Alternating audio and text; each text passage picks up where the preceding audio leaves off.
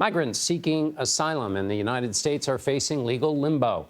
Our Camilo Montoya-Galvez reports the process can drag on for years. That's because there's a backlog of a massive number of cases, and roughly 600 judges are overseeing nearly 2 million unresolved cases, including 750,000 asylum applications. This is according to government data compiled by Syracuse University. Camilo joins me now for more. Camilo, your article followed a 33-year-old Venezuelan immigrant who came to the U.S. with her family. What happened when she tried to enter into this process in New York?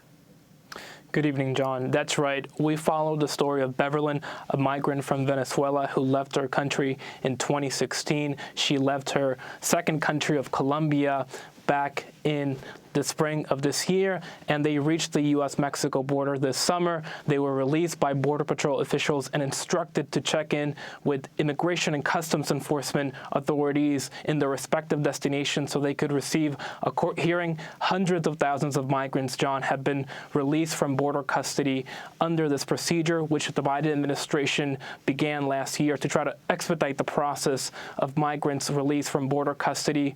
But once Beverlyn and her family attended that check-in appointment in New York in October, John, they were not given a notice to appear in court. Instead, they were told to check in with Immigration and Customs Enforcement again in 2024. The family now, John, is effectively in legal limbo. The U.S. government allowed them to stay here while their asylum case is adjudicated, but because they're not in formal deportation proceedings in front of an immigration judge, they cannot ask for asylum or they cannot request work permits. And this situation has really become increasingly common for migrants seeking asylum in the U.S., John. The system here is completely overwhelmed and in desperate need of reform. So let me just see if I've got this right, Camilo. So it's Beverlyn had a right, because the U.S. recognizes asylum seekers from Venezuela, to see if they have to put them into a process because the situation in Venezuela is unique.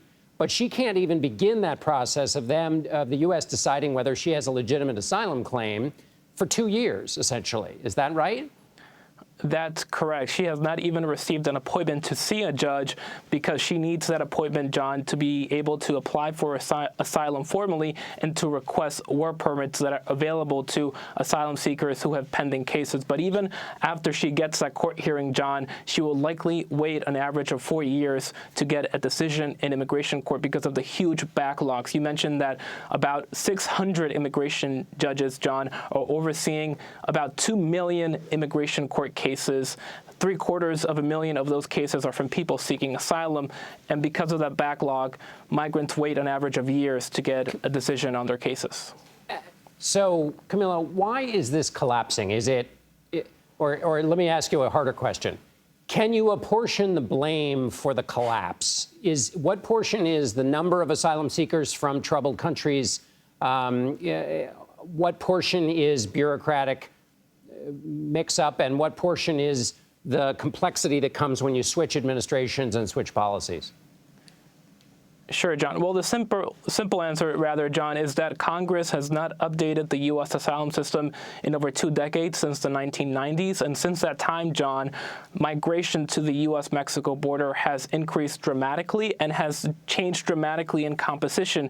Before 2010, the majority of migrants apprehended across the U.S.-Mexico border, John, were usually migrant men from Mexico who could be quickly turned away and who were not asking for asylum. They were, for the most part, trying to work here on seasonal jobs. Now we're seeing record numbers of people from other countries such as Venezuela, Cuba, Nicaragua, the Central American countries of Guatemala, Honduras, and El Salvador. And a lot of these people, John, are seeking asylum, but the system is not designed for the number of people who are trying to seek protection now, John, and it really is collapsing. So as a last question, Camilo, what's the Biden administration trying to do to pick up the pieces of this collapsing system? Well, the Biden administration in June started this pilot program, John, that is designed to expedite asylum cases along the U.S.-Mexico border and to more quickly deport migrants who are determined to not have a credible fear of persecution. That is the legal standard to be able to apply for asylum here in the U.S. And so far, that policy has shown some signs of success. It is rejecting about 50% of asylum seekers at the initial screening stage, and it is granting asylum to eligible migrants within months, not years. But the policy has been implemented at a very limited scale, John. And at the end of the day, John, it is really up to Congress to overhaul the system. For 2 decades now, Democrats and Republicans have not been able to come to an agreement on this matter. And we'll see if that changes if there's a divided Congress next year, John. Exactly, an issue that Congress has had difficulty getting its arms around. Camilo Montoya-Galvez, thank you so much. Thank you, John.